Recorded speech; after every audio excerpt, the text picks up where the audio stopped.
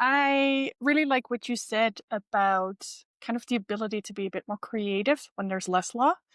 And I find this as well with international law. Law in general, I love kind of seeing how far you can push things. That's why for me, people are like, oh, law, isn't that so boring? And I'm like, no, it's like a little puzzle. And, depending on what you're trying to push for, you can just, bring everything together. But what I also like is that you do always have to consider all of the different sides and the different interests. So it becomes a lot more, I guess, nuanced naturally in the way that it is, because it's just kind of built in that you're always kind of navigating these different interests and balancing that. And also because of this, for my work, European law, for instance, is very important. But I find European law very complicated to work with because it's almost like over codified. Hmm. And what's tricky then I find sometimes with it's like over codified in some areas, but then other areas where it's like, oh, how would it interact with this? Then they're sometimes missing it.